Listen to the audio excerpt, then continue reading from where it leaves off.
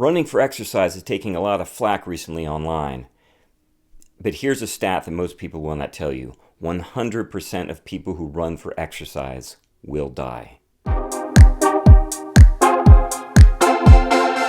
I'm Jason Pearson. I'm a personal trainer, and this week I want to talk about running for exercise. Recently, there's been some pushback on how good running is for us. TikTok doctors and online influencers are making a stink about how running is actually bad. There's actually some really interesting new science about running that has come up. And you can see where people are getting these extreme ideas that running is bad from these studies. Running is one of the easiest forms of exercise to do. You can just put some shoes on and go and run. And there's people constantly pushing the limits of running. I mean, recently the 2-hour marathon barrier was broken by 2 different people in one race, which is phenomenal. I can't even imagine running that fast for that long. Like in any exercise, one of the things that happens is your body breaks down a little bit when you're doing the exercise. So for example, when you're running, you are putting a lot of stress on your bones and your joints. You get micro tears and micro fractures in the bones that then heal and make the bones stronger. That's one of the benefits of running. It actually makes your bones stronger. It also increases your cardiovascular endurance,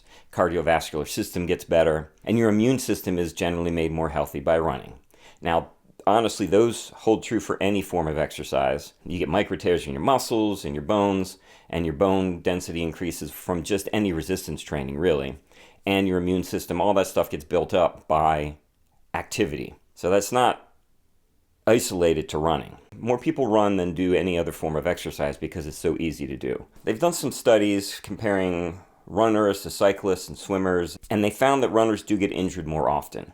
I mean, running, you're smacking into the ground. Cycling and swimming, you aren't. So it kind of makes sense that runners will get hurt more often than those groups. One study shows that half of all runners get injured every year. That's a pretty high number. And, it's twisted ankles, it's shin splints, it's knee issues. So it's all that stuff that you would imagine would happen with your lower body. But the other thing is that they found that runners in general are more healthy and live longer than people that don't run. The benefits of running are tremendous for longevity and health.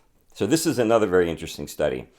The injuries tend to happen because of ramping up the intensity of running too quickly. So let's say you run a mile generally and you want to increase your run and you go, I'm going to run 2 miles today. So you run 2 miles. Well, if you do that, you've increased your likelihood of getting injured by a ton because that's doubling the intensity. If you were lifting weights, you wouldn't go from 100 pounds to 200 pounds. You would go from 100 pounds to maybe 105 pounds or 110 pounds. So a study has found that the safest way to increase your running is a 5% increase. If you're running a mile and you wanted to increase it, add a 5% increase to that, which isn't very far. And most runners do not do that. And I know when I was running, I would just add a mile because adding a mile is easy. The biggest single thing, if you're a runner, that you can do to protect yourself is to not increase your distances too quickly. Another thing that helps prevent injuries for runners is building up your glutes. Get yourself a big old booty. And one of the best exercises for doing that is a single leg glute bridge, which is just a bridge with one leg up in the air. And that's what this looks like right here.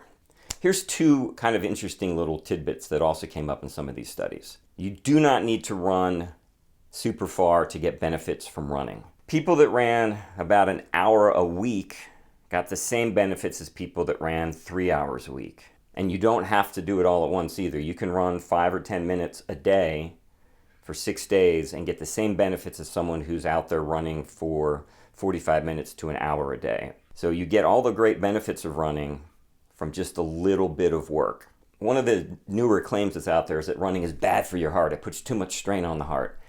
That's not true. However, I think the reason this came up is because they did find that there's a very specific group of runners who do end up hurting their heart by running. And these are ultra distance runners who are male. So men who run a lot can stress out their hearts. And I'm not talking about running like 2 miles instead of 1 mile. 10 times the amount of the recommended dose. So 10 hours a week or more. Men that run that much can have an adverse effect on their hearts. But that's a very small number of people. So as usual, people will cherry pick information out of a study and without really looking at it. And I think a lot of this outcry over running and your heart comes from this one study that is very specific about men who run way too much. In general, running is actually good for you.